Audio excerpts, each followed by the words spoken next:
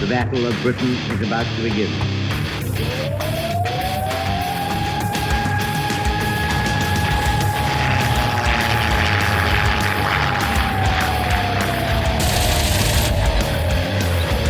We got tanks up there.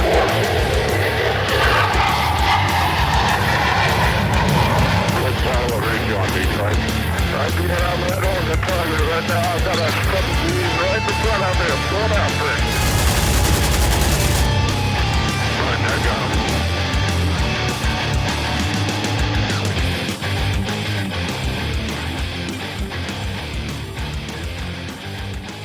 him. Welcome back to the Lead Pursuit Podcast. Are you tired of us yet? Well, sorry, we're still here and we're still doing a podcast. But, we're going to talk about the game again. We said we would, and we've talked about Gathering of Eagles. Everyone should know by now that the first weekend in June 4th, 5th, and 6th, in New Orleans, yes, there's a terrible place to go. That's going to be no fun.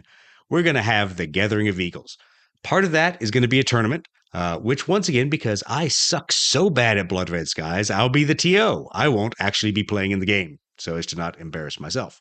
But the good news is, tonight, to talk about list building, I've got Steve, Brett, and Trevor on. Guys, great to have you on. I don't want to hear from each of you now, because I'm going to have to listen to you pontificate all freaking night. So, we'll just skip ahead to tell everyone what we're talking about. All right. We're going to talk a little bit about some of the changes to the U.S. tournament rules. And I'm quick to say U.S. because I don't run tournaments in the U.K. Things may be a little different over there. I know Ken Nat, the purveyor of the Blood Red Skies Ready Room. He and I have talked, and there's some things that we see differently, and that's okay. Each country, each league needs to run things a little bit differently. But if you're curious, if you head out to leadpursuit.net/GOE, you'll find our tournament pack out there. And you can see what the latest changes are, what the new rules are. We have highlighted in red anything that's different. But let me cover the two big ones now. So, what's prompting this episode? There's a big red bullet in there. Any aircraft from the master aircraft list that is not a jet or is not from the Korean era is authorized for play. Oh my God, Trevor, what have we done? We've created an amazing time to play a bunch of fucking cool-ass planes. And honestly, man, even 262s, in my experience, have not done well in tournaments. Just saying. Yeah, I was the only reason I excluded them and meteors is I was trying to find an easy line to draw, and that was one. So I know some people were going to bitch if I was going to allow P-80s in there, whatever. So I just opted to say no jets because I think you're right. I think points wise in a 500-point tournament, no bueno, they're not going to do very well. So that's the biggest rules change. And thanks to Trevor for backing me up on that. In case you didn't know, tournament stuff at Lead Pursuit, Trevor is your man. Yeah, sure, I'm the guy that's probably typing things in and spell checking the documents. But Trevor's the guy. So Trevor at leadpursuit.net. You can write him and say, you dirty mother effer, that was the stupidest thing you ever did. And we'll just delete your email and ignore it because, that's how we are on the Lead Pursuit podcast. Or it depends on how much bourbon I've had that that's night. All right. And then I might respond. Yeah. You might get a response that we don't need published. But that's all right. I like that G3 tournament title. I think that should stick. Yeah, for like a cool staff weenie like you that has these. Yeah, exactly. You probably do, But we'll requisition that from supply, and Brett will lose the requisition, and we'll never see it again. Fuck it, I'll steal it. That's okay. Corporal. I'm good at that shit. Exactly. If it's not bolted down, I'm taking that fucking thing. So other rules changes. There's not a lot of other huge changes. There's some clarifications about no proxies. Sorry. So you actually got to own the model of whatever you're bringing, even though it is kind of opened up to everything in the master aircraft list.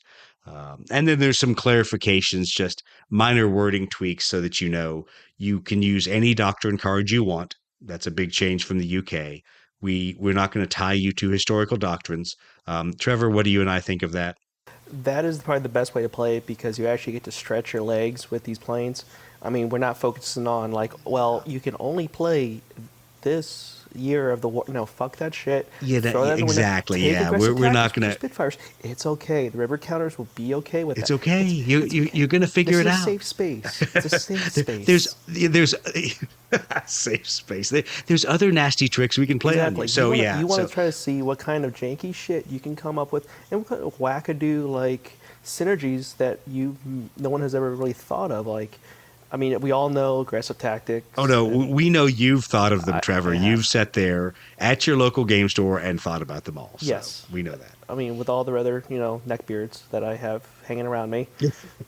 But yes, I do think about these things, and I bounce them off my other guys, and we have our own little string of other tournament gamers that will just thinking of like, well, how can we not so much break it, but how can we totally break the system? well, how can we make the historical guys grasp at their pearls? Yeah, exactly. So we are not going to limit you to historical doctrine pairings by whatever force it is, and that's fine. If that floats your boat, then go play a different tournament. If you want to kind of open up the aperture a little bit, that's what we're trying to do, because our goal is really to find out who is the best squadron commander, flight leader, air chief, marshal, whatever. So Air Commodore Atchison will be there at GOE, I think, to defend his title. And we'll see who the new Air Commodore for the next round is. Now, not to be outdone with GOE, a little over a month later at Twisted Lords Con, which if I was prepared, I'd have the dates right here in front of me, but I don't. It's towards the end of July. We are also running another Blood Red Skies tournament there. So if you can't make it to New Orleans and have fun with all the cool kids, go out to Oklahoma City and have fun with me and John Russell and a lot of other people drinking beer and playing yet another tournament. So enough of that bullshit. Let's talk about the question of the night. So I'm going to throw this out. Is there something that you're generally looking for in a list that gets your attention when reviewing the master stats? What is going on in the back of your mind thinking about list building that when you see it in the master stat list, you're like, that's a plane I want to try? Steve, what makes you think that way? Recently, this is a new change for me. If you would have asked me this a week ago, I would have said I filter the entire master list out for tight turn, and then I do a second level filter. Because you're a cheater. You're just a dirty cheater. And then I do a second level filter for rapid roll. So if I'm like, if I can't do tight turn, I'll do rapid roll. And I was like 99% set on Hellcats. But recently, I just started looking at 3 firepower planes. Anything with 3 firepower. Those odds get nice. Well, so I will say this about the Hellcat. So thank you to everybody who wants to play the Hellcat, because you've been buying Hellcats from Lead Pursuit. So shameless plug here. Yes, we are selling resin 3D printed Hellcats that you can show up in. That way you won't be using a proxy. They're wonderful. They've been designed by Steve, and personally, I think they come out looking great. I sure wish I had actually thought to make some for myself, but that's all right. I guess that'll be in the next battery of 3D prints. No. I actually need to paint something besides Soviet tanks this year. So we'll get to Doug falling off the wagon about more miniatures, but that's another story for later. All right, Steve, we know what turns you on there, Mr. Firepower 3. That's how we get into your 50 shades of firepower. Trevor, what kind of things hit you on the list that really makes you think that might be a plane for my list? For me, I mean, not even just tight turn or rapid roll. I look at the plane traits. If it has great dive, I really try to avoid it, because great dive is probably one of the most useless traits to have in this game, and it's not any fault of the game design and how the dive mechanic works and how great dive works. I don't want it. I don't like it. Funny enough, we'll be talking about hopefully a list later that I actually have great dive in. But yeah, I was about to say liar. I do have a great dive in there, but that's beside the point. It's probably going to get its teeth kicked in. Well, I'm going to make you eat your words, and one of these tournaments, one of these times, is going to be a scenario 3 bounced, and so great dive is going to be like the card to beat everybody else. But that's okay. It certainly is not in scenario 1. No, it is not. So with scenario 1, you don't want great dive, because scenario 1's dogfight. Great dive doesn't help you in that, unless, I mean, we'll get into that a little later.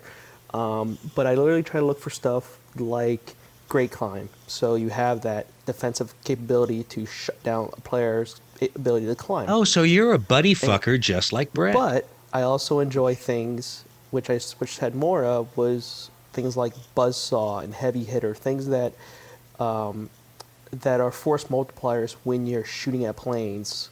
Like I think it's the Raiden for the Japanese, for instance, has heavy hitter. It's a single engine aircraft, but now you are making them roll less dice to evade.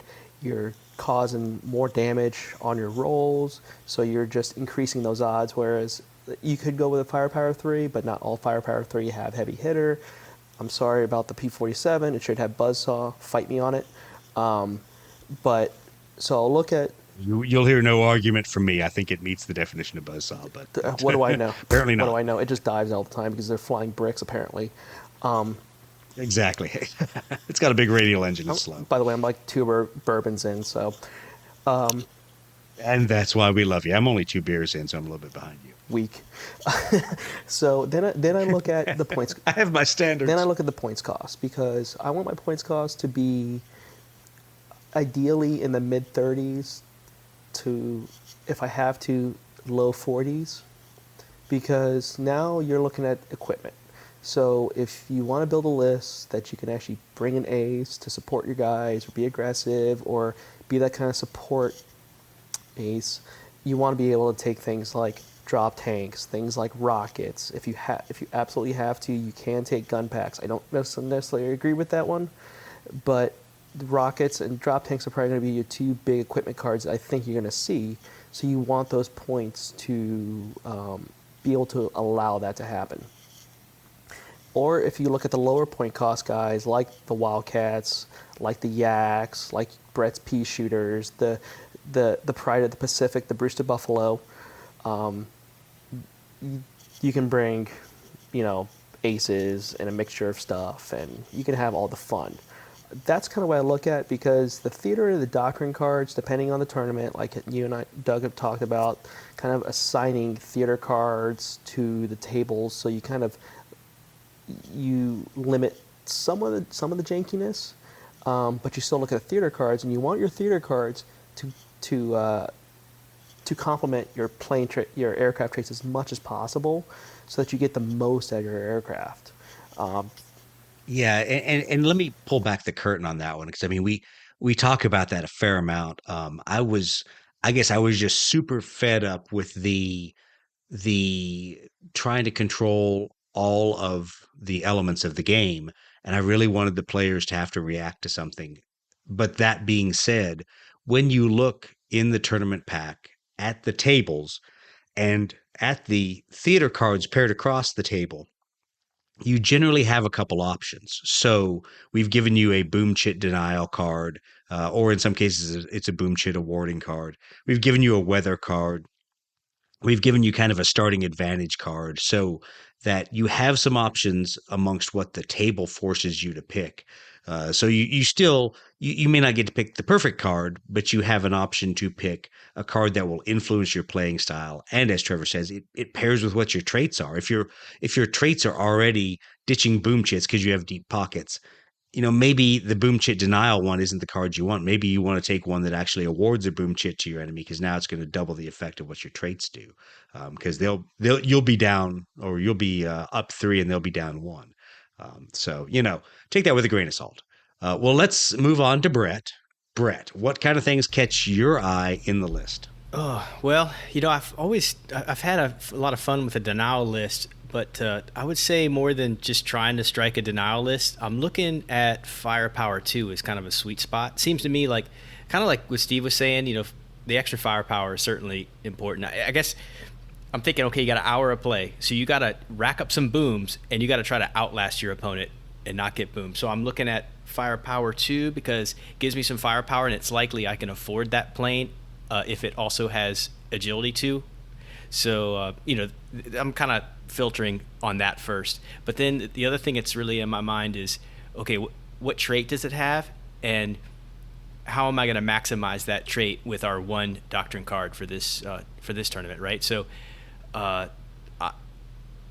kind of favorites for a trait are heavy hitter to kind of go with that firepower, or maybe tight turn. Those are good ones. And if let's say if it's one that has two traits, great climb, rapid roll, or great climb and tight turn is pretty attractive. I probably am not super leaning on great climb to use as a to combine with my doctrine card, because I think that high altitude performance is probably your best choice there, but it's still a bit situational because your opponent has to be at advantage to use that to great effect. But Trevor doesn't like great dive, but I like great dive if maybe if other things work out. Great dive I think can work with low altitude performance, and I use that to. That's about the only way. There's two cards that I like with great dive, and we'll talk about them here in a bit. But I think it's super situational, and in a sense, a lot of bad things have already had to go on to use that card, unless you are in a scenario that puts you at a super disadvantage. And so that's why I always bring up, scenario 3. Inbounced, you might be that group that is in the middle of the table and disadvantaged, about to get absolutely cornholed by everybody else, and then great dive with the right doctrines can get you out of that, or can allow you as the attacker to cross the board and get into a firing solution on that guy in the first turn and just absolutely solve the game right there and win it.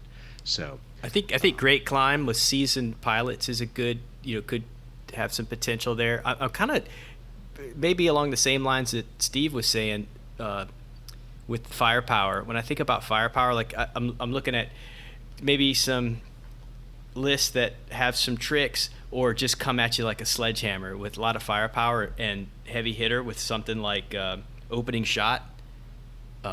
Maybe some combinations there. So there's different directions to go. That's kind of what's on my mind. Okay. Well, let's move on a little bit. So let's take this listing of things that we filter the airplanes on, and let's talk about those specific planes. Now, for the radio audience, the podcast audience out there, we've asked everybody to kind of look at some of their lists, maybe not build the perfect 500-point list, but look at the combos, look at least the aircraft types, and figure out, is that a denial list? Is that a offensive list? Is it kind of a defensive wear your opponent down list? And so we're going to talk about some of those aircraft picks, and some of them may be a little unusual because once again, these are things we're thinking out in theory. Some of them have never been tried. So be bold, try one of them at GOE, and when you lose, we're just going to laugh at you and go, you shouldn't have listened to the Lead Pursuit podcast. Don't you know what a bunch of ass clowns those guys are? But anyway, so moving on, I'm actually going to start with Brett, since you were just talking last. I know you got a couple aircraft lists. Give me kind of your first one, your top aircraft list. Okay. My favorite, the one that's got me most excited right now. You want me to start there? Sure, the one that gives you a big airplane chubby. The G55 got my attention when I first saw that one on the list. And it's agility 2, firepower 2, speed 8, and comes in at 37 points. So pretty modest. I mean, I don't know, medium price point there. I think it's equivalent to, say, a 109G or a 109F maybe. Anyway, it's in that ballpark. But it comes with great climb and tight turn. And here's kind of why I like it. I like that denial list. I find like the great climb just by itself, the way that without any, not trying to combo it with a doctrine card. I think great climb is just awesome because like Panther sex, right? What is it? 40% of the time it works every time or whatever. Exactly. So just use great climb like that. That's kind of what I'm thinking. But tight turn plus defensive tactics. And it kind of goes back to that idea of, trying to outlast. You could use tight turn with aggressive tactics and stuff too, but I'm thinking just with normal play and firepower too, and you could get some shots on, especially against. So you are paired directly against the 109G, which is still a great climb, great dive airplane, 37 points, 822. So I think like you say, that tight turn gives you your cheater card that you want. Yeah, and the defensive tactics, I kind of was going back and forth between that and aggressive tactics. I think defensive tactics is going to really lend to that idea of outlasting and maybe a little bit of that denial dick move, I guess, because well I think that pairs better with great climb because the fact is you're going to play that tight turn and you're going to burn it to use your doctrine card, not to necessarily make a tight turn move. So you're going to use it to change your heading when somebody's shooting at you, either to make it a deflection shot or to take that deflection shot and make it a head-on shot where you can shoot back. And that's all part of the denial list, denying them the opportunity to employ weapons at a time of their choosing. So I think that's definitely a good pairing. There's a couple other planes that kind of fit the same list for me, and I think it could come down to points. So if I was making this list and I was really struggling for points, I might consider trying to do the same thing with the KI-84. So the KI-84 is very similar. It's agility 2, firepower 2, speed 8, but it's 34 points because it has poor quality. It still has the great climb and the tight turn, right? So really you're getting a discount because of the poor quality. And I think in scenario 1, you can work around that in the setup, right? In the deployment. So how do you work around it in the setup? That is the question of the day. I want to hear Brett's answer. I think play keep away for the first turn or so you can get to sort of a better I don't know, state. man. I play the Air Commodore Atchison cloud thing. Start in the freaking clouds. Yeah, well, that's me. the great equalizer. You're giving up. You're giving up any advantage aircraft you have, but any of your disadvantage are now going to be neutral. Yeah, you could do that. Also, you could use clear skies and deny your opponent clouds. And I just think that's risky as a poor quality guy, because that is the one and only time that I think a great dive would be a good counter, because a great dive player is going to take his better odds than you that he's advantaged. He's going to dive across the board, and he is going to have a better than normal chance to be able to shoot you, because odds are you're going to be at a lower advantage state. Not by a whole lot, by one die, but it's still one die.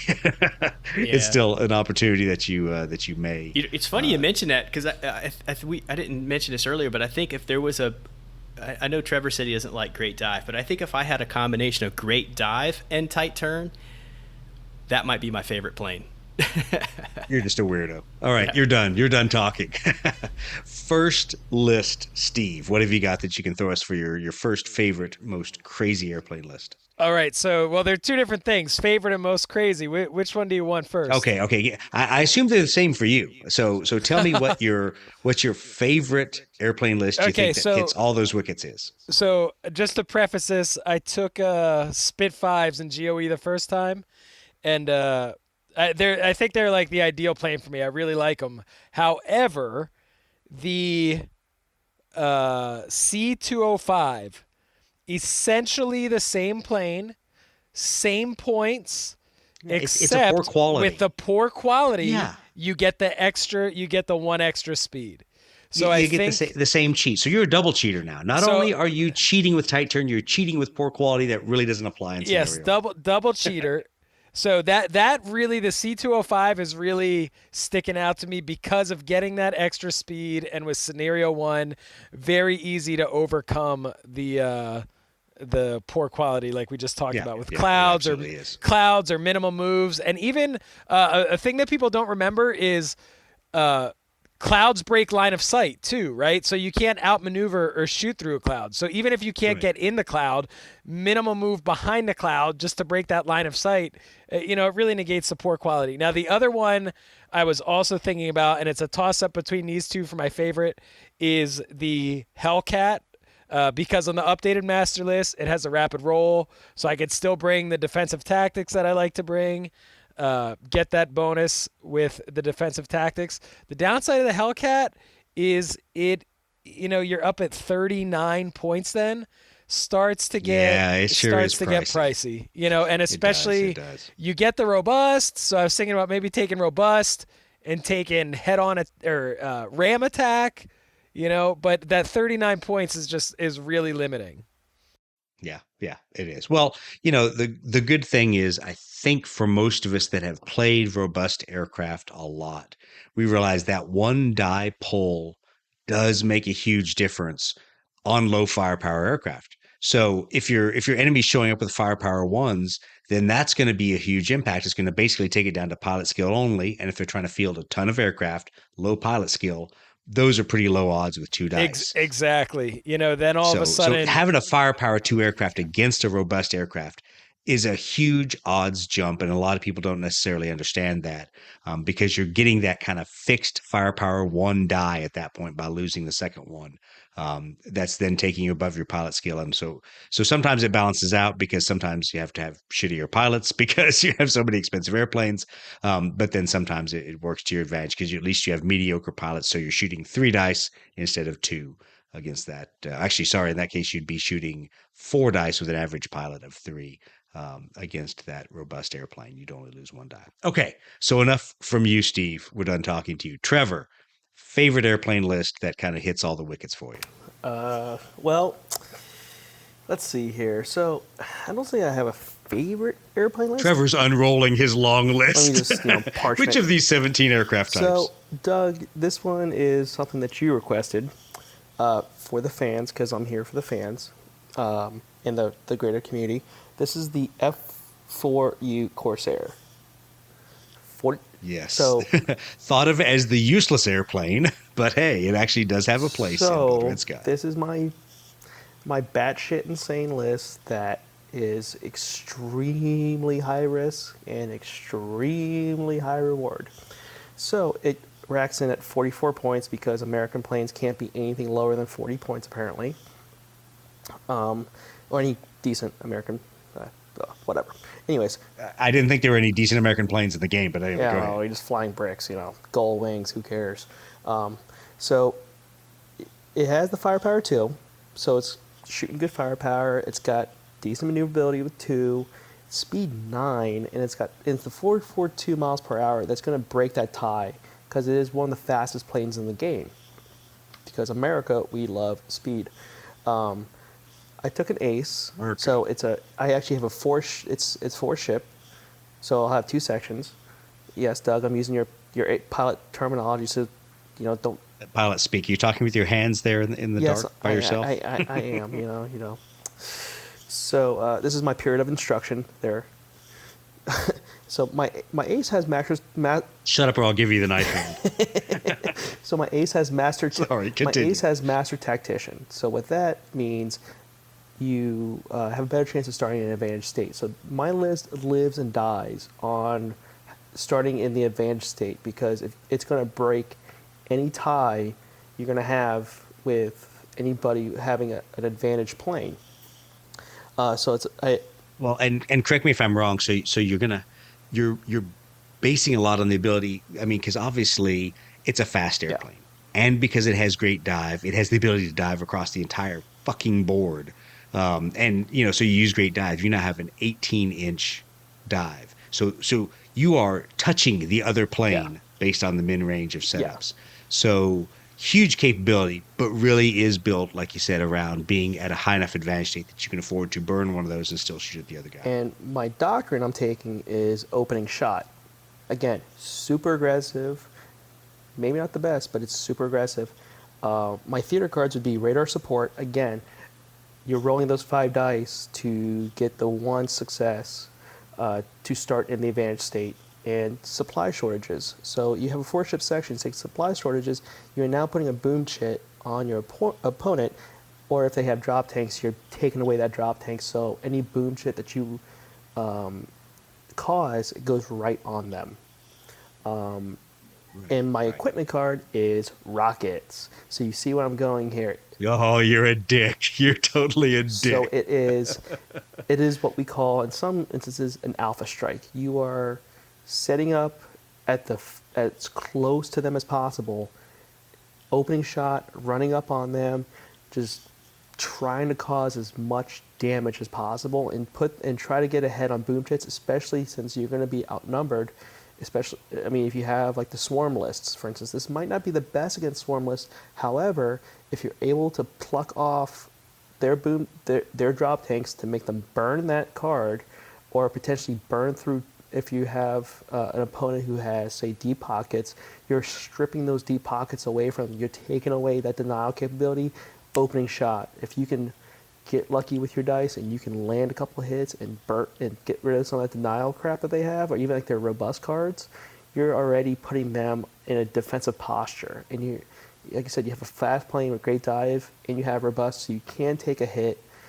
Again, But let's do the math there, like kind of like you said. So you've got opening shot and you have rockets. So you lose 1 speed. Okay, whatever. You got me. I'm now down to 8 speed on this Corsair. But with opening shot, I'm shooting at 12 inches away. And oh, by the way, math hammer dorks, it's a gunnery test to retain, not a pilot test, a gunnery test. So you're already at firepower 2 plus your pilot skill. The odds of retaining that card are a lot higher than retaining those pilot skill or pilot test cards that you have out there. So the ability to use that cards multiple times in that opening round, I think that's huge. And of course, rockets, you're doubling your firepower there. So you've got 4 plus your pilot skill. That's getting to a ludicrous number of dice, and I don't need to do the dice for the math hammer guys in the crowd. I have an ace. It's so worth I have it. an ace, so that's 5. Then I have a skill 4 and 2 skill 3. So you have fairly high skill pilots throwing a lot of dice at you. You're gonna hit. I mean, you're playing the math at this point. Unless, I mean, I've seen this game where roll 14 dice. Well, let's be honest. I've seen Steve roll 16 dice and not get a single success, and his ace fell off the table and back home. Yeah, exactly. But let's be honest here. 7 dice. Actually, sorry, we're at 9 dice. So an ace for 5, 9 dice with a rocket. That is an 80.6% chance of a single success. So getting that hit first turn, especially against someone who's going to be a lower disadvantage state, maybe even disadvantaged because you're picking and choosing the right guys to shoot at. You find that disadvantage section.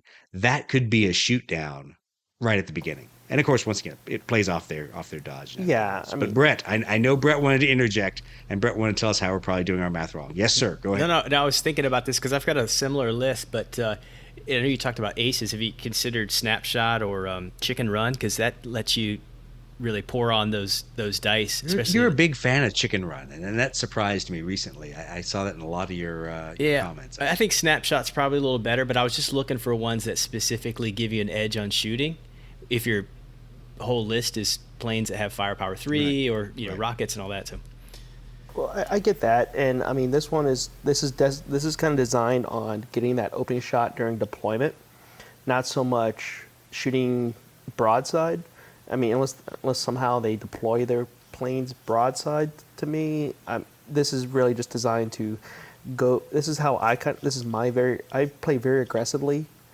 This is probably a tribute to my win-loss record, but fortune favors the bold. That's how I play. I'm like, I thought it was called a loss-win record in your case. Hey, I got to ask a question, a rules clarification here about opening shot.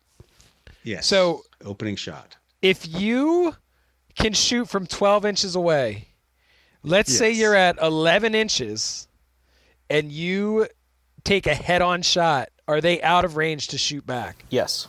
6 inches. Oh, okay. Chicken run. Yeah, it does not rockets. extend there. Yeah, exactly. Brett sold on chicken run, opening shot, and I told rockets. you. Well, that's why I took Master Tactician because I have 4 planes. I have to do everything in my power to make sure that I start my planes in advantage, and that's what it is. I mean, it's still a 5. I mean, I do get what you're saying with Chicken Run, but I have 4 planes to play with. I have to make sure every shot counts. So for those who don't know what Chicken Run does, Chicken Run is in reaction to an ace, either initiating or being shot at as a head-on attack against another non-ace aircraft. Then the enemy plane cannot react shooting back. So the way it's written, it says an ace being involved in a head-on shooting attack. The wording on the do is a little confusing. I read that as you can use Chicken Run as a denial. Brett, do you see Chicken Run as a denial card if you're an ace initiating a head-on attack against someone else? Yeah, that's how I read it. And then the opening shot thing, you're out of range for the return fire. So so you really don't need Chicken Run in that case. But yeah, they're in that subsequent sense, turns. Both, yeah, they're doing kind of similar things. I wasn't sure if once you went to a head-on, if it was like you automatically got to shoot back, so it was like their range turned to 12 also. That makes opening shot really, really interesting. That's how I read it as a TO now. That being said, we've seen a number of times. I've thought I understood what the implementation of the rules were, and Andy has overruled it. So maybe one that's worth teeing up as an FAQ question. I'm pretty sure, though, he intended that to be a head-on shot or other shot with no repercussions. Once you because you can use it against bombers and be able to shoot at bombers without prompting their turrets firing back. So I'm scribbling some stuff out now for my crazy list we're getting to next. We'll get into the crazy list in a moment. Just chill out about the crazy list. I was messaging Steve. I was like, I've got some 109K lists for you now. Oh, geez. K for crazy. All right, Brett, you are up with your crazy list. And when I say crazy list, I don't mean the Wunderwaffe list. I'm talking about a crazy pairing of skills and aircraft that you think might be worth trying. Yeah, we've kind of explored this already with Trevor's list a little bit. It's not crazy per se, but it's just an alternative to maybe my more denial-centric list. So I was looking at the P-63 King Cobra. Okay, it's agility 1, firepower 3, speed 8. Again, fairly moderate points, 37 points. It comes with heavy hitter, right? So I'm also thinking opening shot and rockets with this one. I talked a little bit about the ace card, maybe snapshot, maybe chicken run. I kind of like snapshot. I'm just thinking about like subsequent turns, the kind of shooting solutions I might have to pull off if I've got an ace with a lot of dice and he can make a shot, a snapshot like a tailing shot. That's powerful, right? So anyway, the whole idea there, just kind of like what Trevor's already described, trying to rack up those booms really fast. I think this one could be a little pricey, but it's workable. I think I could certainly get at 37 points. I can get 6 planes on the board with an ace for sure. That's my alternative list. So let me dwell on a moment of history here. P-63 King Cobra. Did it ever serve U.S. military units in combat? I need to phone a friend. You got to phone a friend. Okay. So no, it didn't. For those of us who've flown next to a P-63, raise your hand. Oh, wait, I'm the only one. But it is impressive. A 37 millimeter cannon shooting through the spinner. That's right. 37 millimeters, boys. And then it also has 450 cals as well as that. I came across this as I was making 109K lists after Steve and I did the whole episode about 109s, and we kind of like, 109K, it's so expensive. You'll never fly a Carl in a tournament list. But I actually made an attempt to scratch some down, and I came up with some, just jotted some like on a napkin or whatever. But then I saw that the King Cobra with a similar stat line and much lower points, and that's where I landed with that. Well, it's funny to me because having seen a restored version of the P-63 up close where they restored all the gun bays and everything, I'm like, this is an impressive fighter. And then realizing I'd have to play it as the Soviets. If I was going to play it in Blood Red Skies, I never went out and found any models. But I think you can get some from AIM, and maybe eventually one of these days you'll get some from Rock and Lead Pursuit. But hey, continuing. Crazy lists. Steve, I know you got another P60 series crazy list up. All right, here we go. This is it. So, and actually, you know what I was just thinking? Like Friday night, moving forward, we should do like moron tournament Friday night where you bring like your craziest list. It's like single loss bracket style, 1 loss elimination. So there's no fear of anybody bringing like just the dumbest list that they could possibly think of, and you could just have some fun with it, right? So here we go. And do that what, on Tabletop Sim? No, do it at the tournament. Just drink beer. Stupid list. God, do it at the tournament. Stupid list Friday. Oh God. Yeah, that would be interesting. That would be a good time. All right, here we go. I'm bringing 4 P-61 Black Widows, 2 aces, a skill 3, and a skill 2. I'm still not sure how you fit that in 500 points, but okay. I don't know. I think it's 150 plus 150 plus 100 plus 75 or something like that. Yeah, Trevor and I are Marines. We've already exceeded our ability to count. I think that's what it is. Fingers left. Hold on. I ran out of fingers and toes a long time ago. I want to make sure I get this right here because this is going to be... We need Leslie with his calculator. He could do that. Exactly. Leslie, the instant calculator. I know Air Commodore Atchison is listening, and he's going to be like Bill Belichick trying to figure out the scouting report on me. For the nerds in the room, I think Leslie is a Mentat. If you're a Dune fan, you know what I'm talking about. He has all the spice. He does all the calculations in his head. Exactly. Oh, yeah, we're good. We're good. So we can easily All get right. in there because Your list is legal. No, here's why it's legal. Because the P61 is 60 points, but you get the 10 free in the tournament rule. Right, for the heavy Right. fighter. So an ace is 150, right? So you take 2 aces, you're at 300, and you're good to go. So you can squeeze 2 other guys in there. Now, I'm going to take opening shot, which, just kind of changed my strategy because I was looking for a card to pair with heavy hitter, and pairs awesome with heavy hitter. It does. So it takes away the gunnery test. You won't get the benefit of heavy hitter in the sense of it won't apply because you'll be too far. But who cares? You'll just burn a heavy hitter in turn 1, and you don't have to get super close. Exactly. And I think I'm also going to try to sneak rockets in there. And then if you can find those 15 points somewhere, haven't maybe drop the 3 to a 2 yet. But I mean, with the firepower 3, right? With when it gets in close and you have the heavy hitter, you could start to turn some of those to critical hits automatically, right? I mean, it's really I think for crazy lists. Plus, I want to see somebody finally bring a multi-engine plane to the table and do something with it. So I think you're gonna laugh. List. So when you throw it out and you open it up to say, Doug, what ace card might pair? I'm going to say snapshot, simply because you don't know the aspects you're going to be looking at the enemy. And it may not be head on, it may be a deflection. And to get, especially against a possibly disadvantaged enemy, because you're taking that long range opening shot, a chance that he can't dodge using speed. He can only dodge with agility plus pilot skill.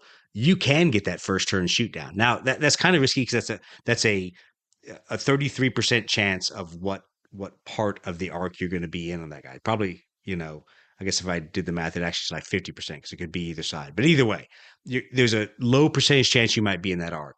But things like snapshot are perfect for that kind of early attack. I don't know what other ones I would pair in there. I think I'm looking at Mother Hen. Works out nice. Yeah. Mother Hen's always a good safe bet. I guess, especially because any ace skill, with the high point plane, you're gonna have to have 1 or 2, level 2 pilots, right? Right. So somebody's always going to be hung out there, and at least if they're close to the ace, they get a higher. They normally get +2 to their pilot skill when they're being when dodging or outmaneuvering. Or I should say, resisting being outmaneuvered. They don't get that +2 boost when trying to outmaneuver somebody. They still suck balls when they're trying to outmaneuver, but they at least are better when defending. Yeah, so I mean, and nobody's brought Steve, the multi-engine you defended out yourself. yet. They haven't brought out the multi-engine. We got to see. You got to try that. Try it. If you, Mr. 3D printer, print your P63s your P61s and bring those, and while you're at it, print some P63s for Brett to try his list. But print some P61s, bring those to GOE, and we'll try that list. And when Air Commodore Atchison laughs at all of us and beats us all around the table, then we'll just take our airplanes and go home and cry. One of the notes I made about my P63 list was I was wondering if it could be done better, more efficiently, perhaps with the 110C, because with the discount, it's roughly the same points, and you get the little defensive firepower, rear turret 1, whatever. And then I was wondering how multi-engine would play. That's a whole discussion that we had before we started the podcast, which it might be in the outtakes at the end. Some of the discussion about how that multi-engine affects the odds. Does it really screw you? Does it help you being a heavy fighter? I think the jury is still out. I think we need more tournament play, especially under U.S. rules, to see is it 10 points? Is it 15 points? Where's the sweet spot for balancing out the pros and the cons of the multi-engine aircraft? The one benefit for me, too, with the 110s, I have enough of those that like 4 people could do a 110 list. Shut up. You're done. You're done talking. Stop talking. All right, Trevor, you're breaking the game list. What's your wacky list that you've got for us? All right, so this list was originally thought up by my TO, my store owner, Steve, who's an awesome guy who has run a couple tournaments for us. I mean, he also does work for WizKids, helping them design Star Wars Attack Wing. He's just a great guy. So his list, Doug, this one's for Hey, Steve, you're an awesome guy. Why don't you buy some store armies from Lead Pursuit of Hellcats? They'd work out really well for your tournament players. He's the Sorry. one that I did the big paid advertisement there. I did the big Flying Tiger commission for. So right. Nice. he has a four ace Wildcat list, and I hate the 4 ace Wildcat list, but I'll go ahead and just tell everyone how stupid I am because I suck at playing that so list. you know him, you love him, the Wildcat, the plane that helped win the Battle of Midway, which was a turning point of the Pacific War. Anyways, Whatever. Just because you're enlisted Marine, you don't know the definition of turning point. We're not going to believe. well, that's how you turn a car, right? No, I know exactly.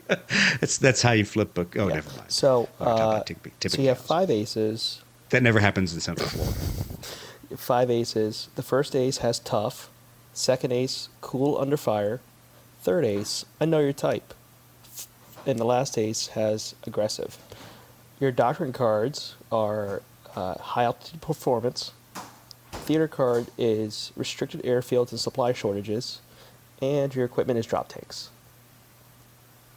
I love restricted airfields because it is the ultimate buddy fucking It is. card. So with with restricted airfields and supply shortages, you're essentially taking away a plane and delivering a boom chit. You're double penalized. Exactly. Yeah, You're trying to exactly. even the playing So field. not only are you taking one away, but you're taking a plane out and you're giving the guy a boom chit. So you're really putting him twice as far in the hole as the other. Exactly. Steve plays that on me all the time in our campaign games. So kind of like the Well, then stop playing campaign games with Steve. That's the easy answer. Sorry, go ahead, so Trevor. kind of like the thought process behind this is that because the Wildcats has only speed 6, you can actually stall speed to 3, so it gives you more time on target to keep pounding that, to kind of like just keep racking the boom chits and kind of boom chit farm your opponent essentially, which is awesome. Is that called a donkey punch? Pretty much, because if you don't call him back the next day. Is that what happens at the runway? Oh, never mind. Then the We're not going to talk about that bar. driftwood. Yeah, exactly. So the theater cards. So obviously we talked about that, how it just buddy fucks your guy, which is great. Well, let's back up from the theater cards. Let's go back to high altitude performance because I think that's one to kind of dwell on because it's the +2 to your outmaneuver or to your pilot skill when you're attempting to outmaneuver someone. So obviously you're already pilot skill 5, so you're already auto outmaneuvering most dudes.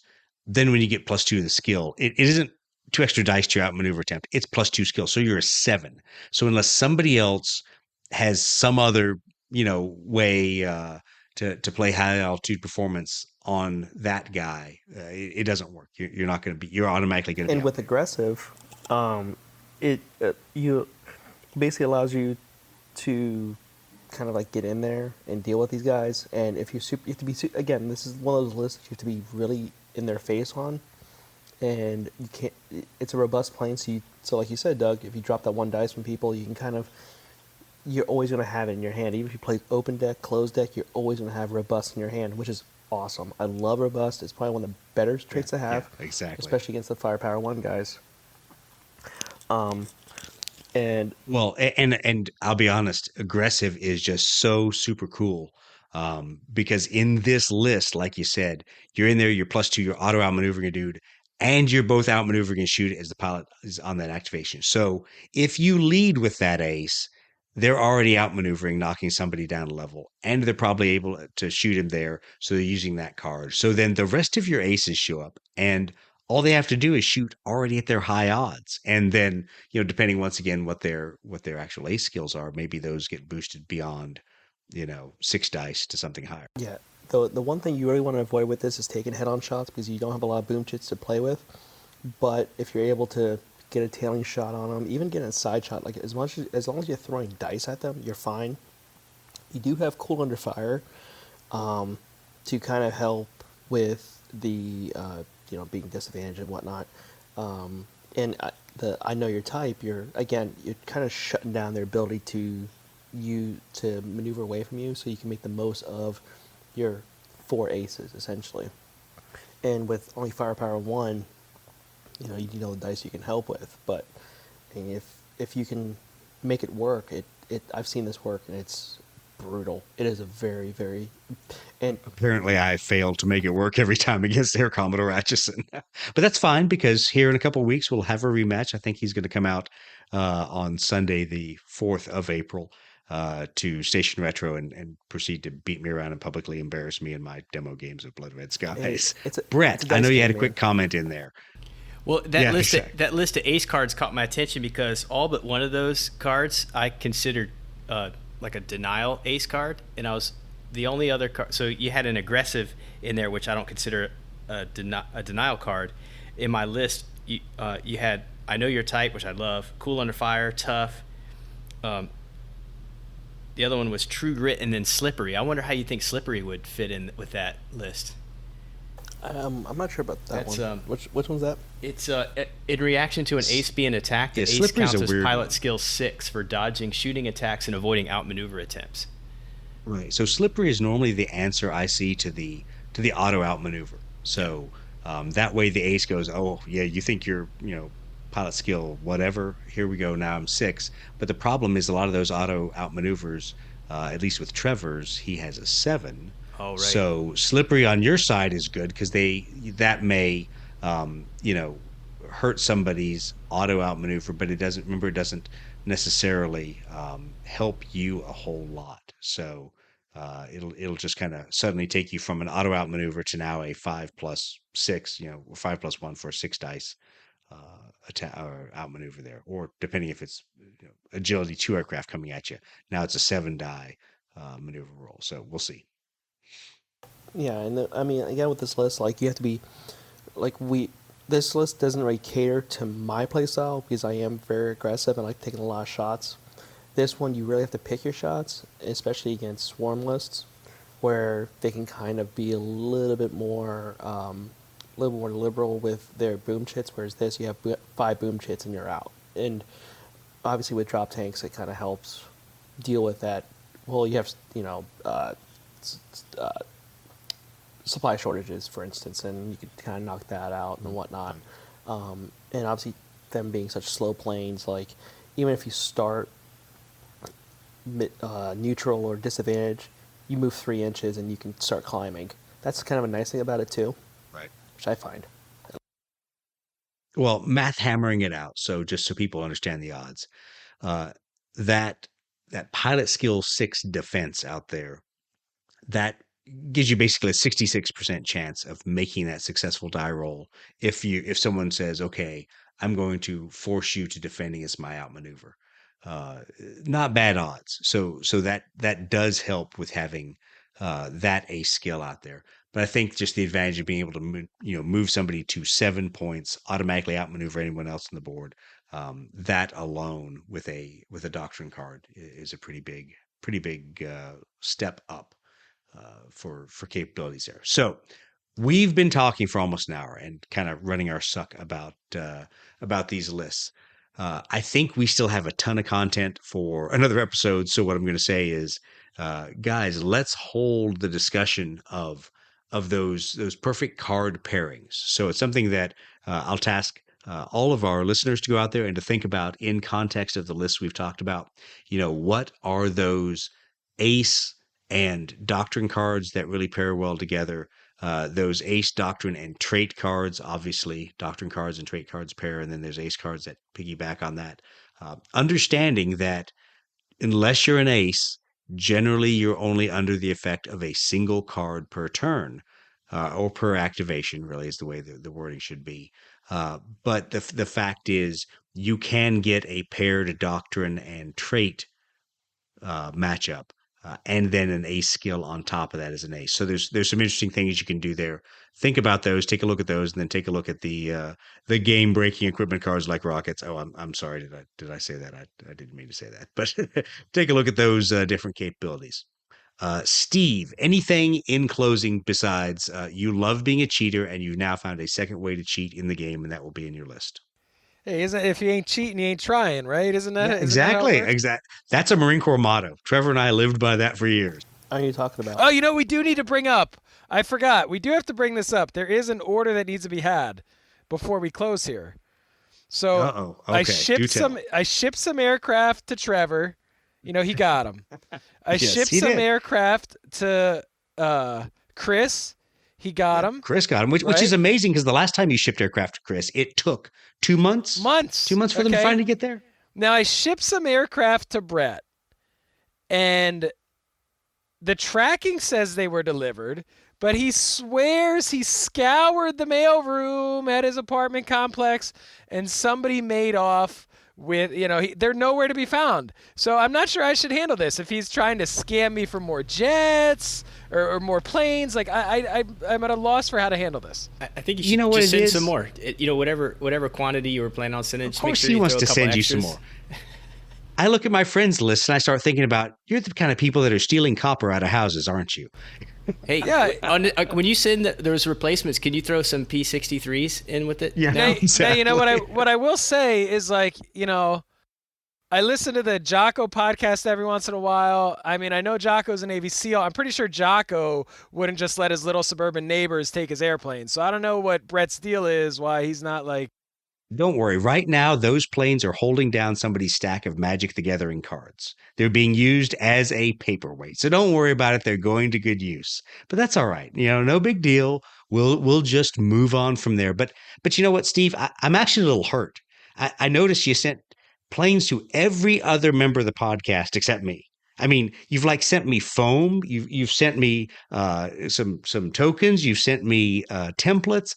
You didn't send me airplanes. Well, you could have just shipped my planes to Trevor. It would have been just as easy. The reason I did that is because I needed somebody to paint them, and Brett's planes at his neighbor's house right now have a better chance of getting painted than me sending you airplanes. That hurts. So that hurts. I too can use a rattle can of olive drab. I can make these airplanes look the exact same as all the hours of work that Brett's going to put in, but with a rattle can.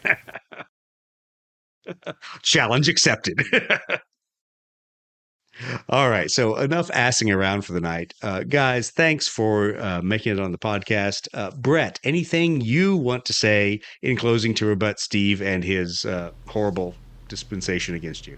No, I was heartbroken that they were missing, so I'm hopeful. And this whole discussion about lists and stuff, I got to actually finalize some lists and do some play testing, but I'm going to be constrained in what I can get.